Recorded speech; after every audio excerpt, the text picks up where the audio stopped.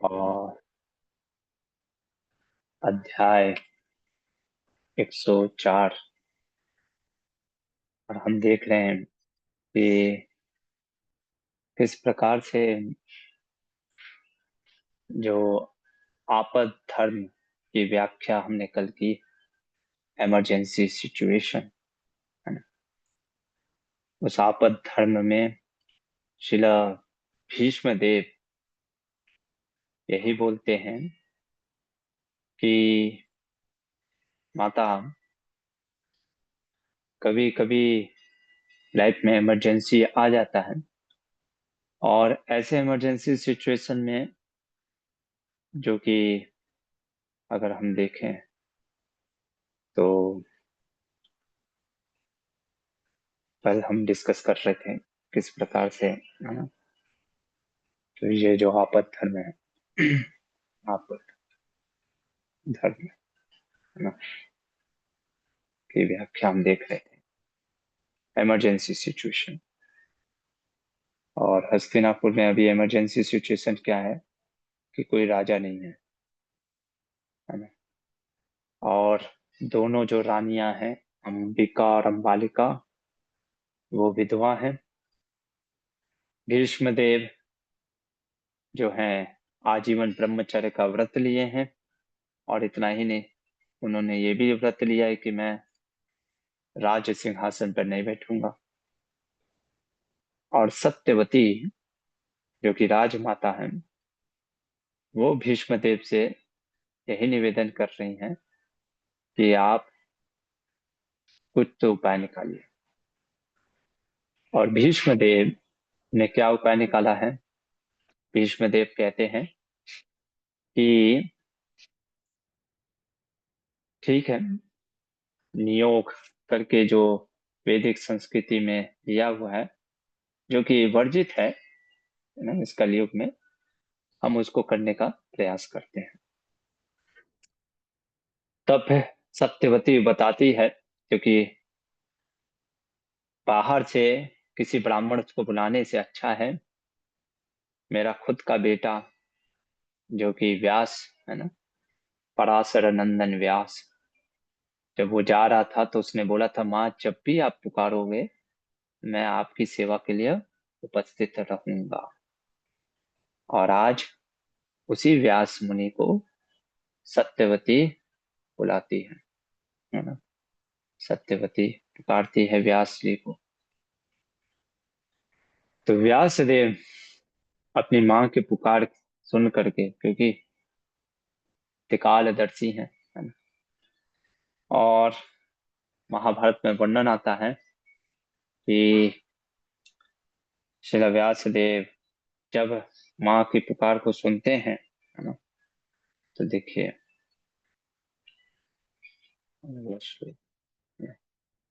वो बोलते हैं व्यास देव कि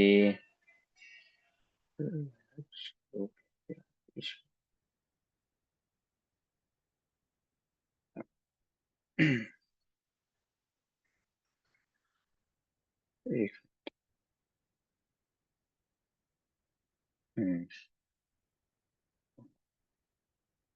कि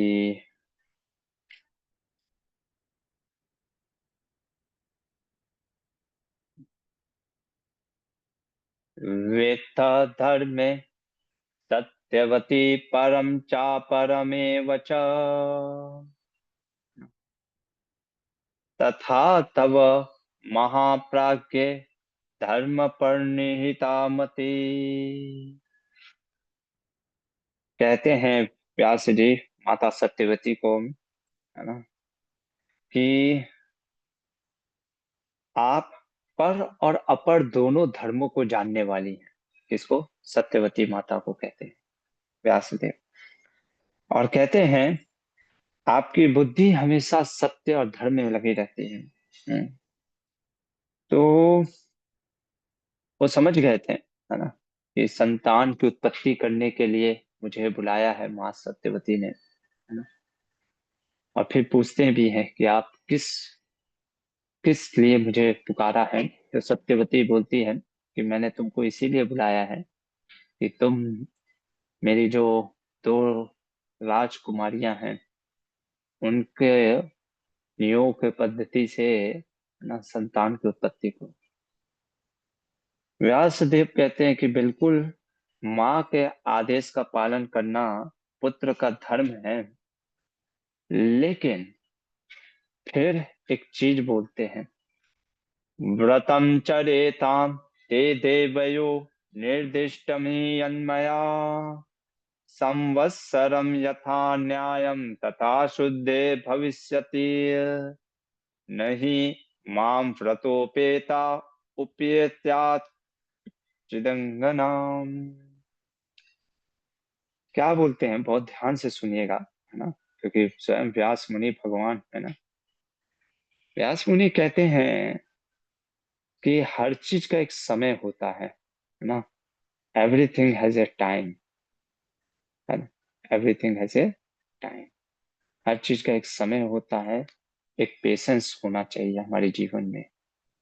उस पेशेंस को रखते हुए हमें प्रयास करना चाहिए कोई भी चीज अपने जीवन में। करेक्ट, है ना। वो कहते हैं कि चूंकि मैं अभी बहुत ही घनघोर तपस्या में था, पर चूंकि आपने बुलाया, इसलिए वो तपस्या से मैं उठ करके जस्ट अभी आया हूं। और मेरे इस वेग को शिला मध्वाचार्य अपने महाभारत तात्पर्य निर्णय में भी कहते हैं, है ना, कि मानो व्यास मुनि के इस वेग को इस समय कोई भी एक मानव स्त्री छोड़ो, देव की भी स्त्री नहीं संभाल सकती थी, है ना। ऐसा बोलते हैं मध्वाचार्य, है ना, कि ये जो है बल, ये कृपा, ये चीज, जैसे मैंने कई बार बोला ना कि यदि रबड़ी खाने की क्षमता नहीं है ना, और खा ले तो निश्चित रूप से पेट खराब हो जाएगा। लेकिन क्या हो गया आज का समाज में कि 30 मिनट में पिज्जा डिलीवरी हो जाती है ना, और मैसेज तुरंत डिलीवर हो जाता है, तुरंत, है ना, व्हाट्सएप पे टिक, और फिर हम सोचते हैं कि तुरंत हमको चीजें मिलना चाहिए। आज हमारा सत्वा बहुत कम हो गया है, पेशेंस, धैर्य बहुत कम हो गया है, हमसे रहा नहीं जाता है। तुरंत होना चाहिए ये चीजें, है ना, तुरंत सब चीज सॉर्ट आउट हो जाना चाहिए, तुरंत हमको ज्ञान भी हो जाना चाहिए, तुरंत सब कुछ बदल जाना चाहिए। ऐसा नहीं होता है। व्यासदेव कहते हैं, है ना, कि आपको 1 साल वेट करना चाहिए। मैं एग्री कर रहा हूँ माँ, आपके वचन का मैं तोड़ नहीं रहा हूँ, लेकिन मुझे समय दीजिए, है ना। मैं अपने लिए समय नहीं मांग रहा हूँ, क्योंकि ये राजकुमारियां मेरे उस तपस्या के तप को नहीं संभाल पाएंगी। इसलिए आप थोड़ा सा वेट करिए, कम से कम 1 वर्ष का। पर कभी कभी हम जिद्दी होते हैं, है ना। डॉक्टर कहता है कि वेट करिए, या पेरेंट्स कहते हैं वेट करो, अभी नहीं आईफोन, अभी नहीं मिलेगा, है ना। लेकिन नहीं, मुझे अभी चाहिए। सत्यवती कहती नहीं, अभी संतान की जरूरत है। राज्य में कोई, है ना, राज करने वाला कोई नहीं है ना। और ऐसे समय में अगर कोई अटैक हो जाए, राज्य का क्या होगा। तब व्यास मुनि, जैसे फिर हम जबरदस्ती करते हैं ना, तो कहते हैं कि ठीक है ना, यदि पुत्र प्रदातव्यो मया भ्रातुर कालिका वीरुपताम में सहताम तयोरेत परम वटवतम। ठीक है, आप अगर कह रही हैं कि नहीं अभी करके दो, अभी ही चाहिए, मैं रेडी हूं। लेकिन आपको इन रानियों को बोलना पड़ेगा, है ना, कि मेरे वेग को इनको सहना पड़ेगा, है ना। इस तपस्या, उनको व्रत करना पड़ेगा, इनको सहना पड़ेगा, इनको घबराना नहीं होगा, कहते हैं ना। और मुझे देख करके ये डरे नहीं, शांत रहे। ये चीज जब बोलते हैं, कि मेरे रूप, मेरे वेश और मेरे शरीर को अगर ये सहन कर सकते हैं, तब तो एक उत्तम बालक प्राप्त होगा, नहीं तो अर्थ का अनर्थ भी हो सकता है। इसीलिए महाभारत यहाँ पे कहता है, इसीलिए हम कहते हैं ना कि अपने पात्रता को भी, अपने कैपेसिटी को भी हमें बढ़ाना चाहिए, है ना। हम सिर्फ और सिर्फ भगवान से ये बोलते हैं कि हमको वो दो, ये दो, ऐसे दो, ना। क्या हमारे अंदर वो कैपेबिलिटी और कैपेसिटी बढ़ी है ना, वो पात्रता है ना। जैसे कहते हैं ना, शेरनी के दूध को सोने के पात्र में ही रखना चाहिए, है ना। और जगह रखेंगे तो वो बर्तन फट जाएगा, है ना। तो इसीलिए, है ना, वो पात्रता भी बहुत इंपॉर्टेंट है कि हम कोई भी चीज को धारण करने के लिए। तो सत्यवती कहती है हाँ बिल्कुल हो जाएगा। सत्यवती जाती है, पहले अंबिका को बोलती है कि अंबिका, है ना, बेटी, है ना, और समझाती है उसको कि किस प्रकार से तुम जाओ व्यास जी के पास, है ना, मेरा ही पुत्र है और तुम घबराना नहीं, है ना। तो अंबिका जाती है, लेकिन वही है ना, हमारी इतनी पात्रता होती नहीं है, इतना धर्म रहता नहीं है। अभी अंबिका पूरा एंजॉयमेंट मोड से आई थी, enjoyment mode in the sense किसके, वो अपने पति विचित्र वीर के, है ना। और जब वो विचित्र वीर जो थे वो राजा थे, और ये व्यास मुनि तो पूरे तपस्वी एकदम ब्राह्मण थे, है ना। तो उस मोड से इस मोड में जंप करना इतना आसान नहीं होता है। इसीलिए व्यास मुनि कह रहे थे समय लगता है, हर चीज को समय देना होता है, पेशेंस। तो अंबिका जब व्यास मुनि को देखती है तो इतना घबरा जाती है, इतना घबरा जाती है कि मानो, है ना, कि पूरी आंखें ही बंद कर लेती। और इसलिए अंबिका जब व्यास के साथ संग करती है तो पुत्र जो होता है वो धृतराष्ट्र, है ना।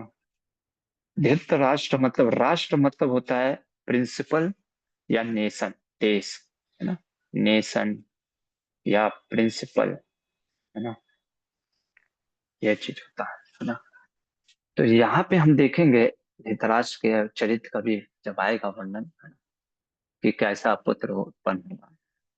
तो जब व्यास मुनि बाहर आते हैं, फिर जब सत्यवती पूछती है कि कैसा आपको लगता है, तब वे व्यास मुनि कहते हैं क्योंकि मेरा जो बीज है, जो बीज, वो तो पावरफुल है ना, बहुत ही परम को जानने वाला भी हो, है नहीं, और सब चीज का समझ होगा, लेकिन वो सब चीज के समझ होने के बाद भी वो एक्शन नहीं ले पाएगा।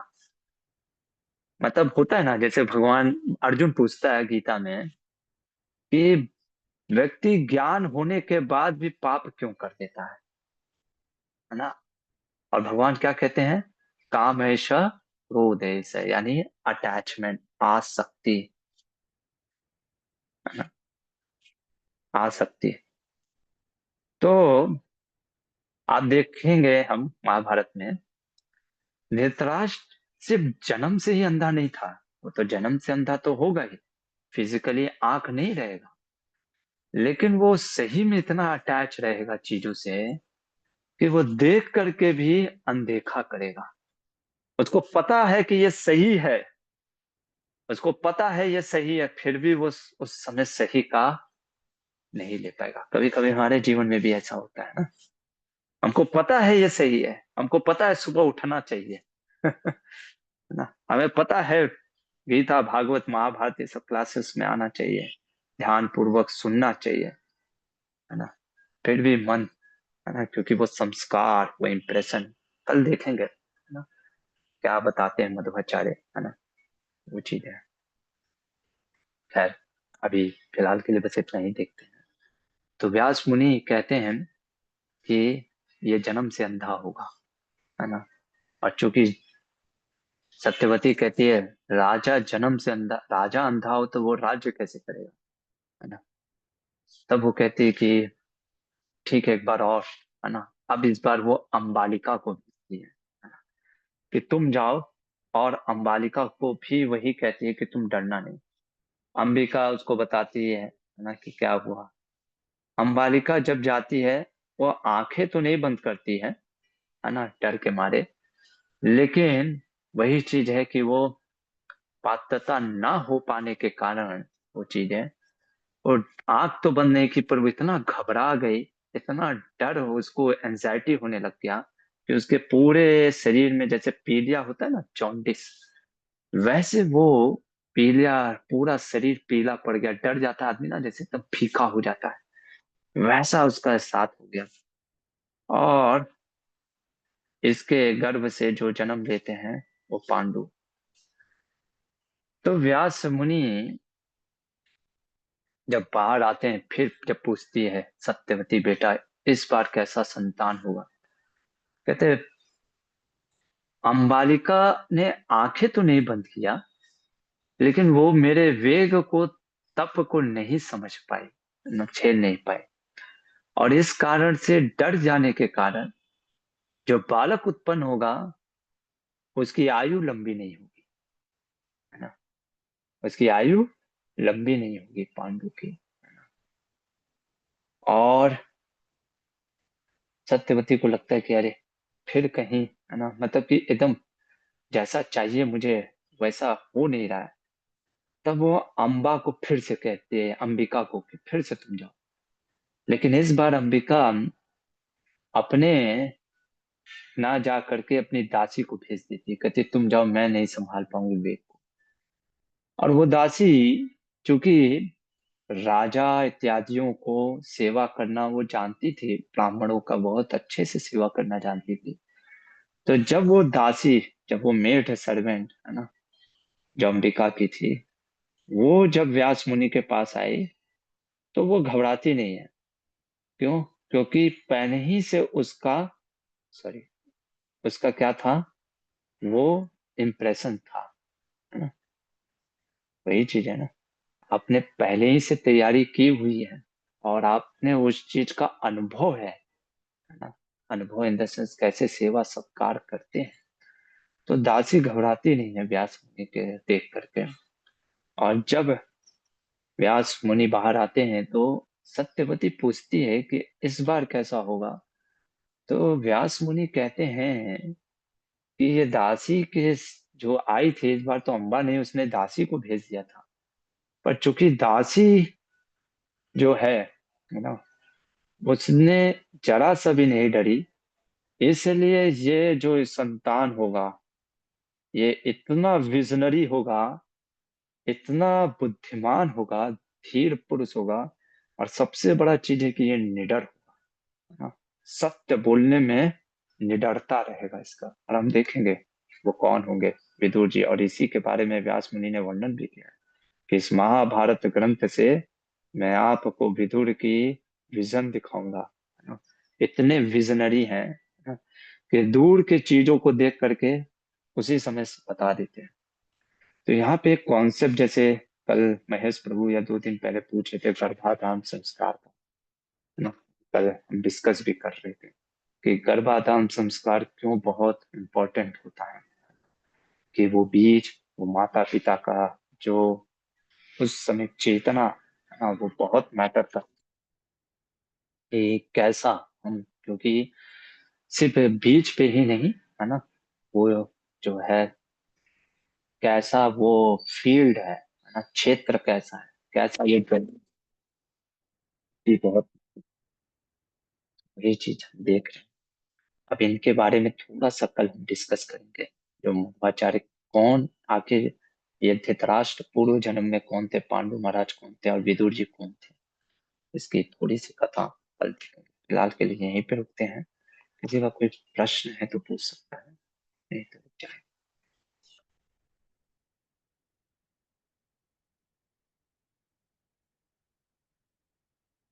ठीक है, फिर यहीं पे रुकते हैं। आप सभी को नवरात्रि की हार्दिक शुभकामनाएं, और कल मिलते हैं कि इन तीनों के बारे में। और चूंकि कल मध्वाचार्य जी का आविर्भाव दिवस भी है, पेरेंट्स डे भी है, तो हम थोड़ा सा आपको महाभारत तात्पर्य निर्णय से इनके पूरी व्याख्या बताएंगे। ठीक है, फिलहाल के लिए यहीं पे रुकते हैं। महाभारत ग्रंथ की जय, श्री प्रभुपाद की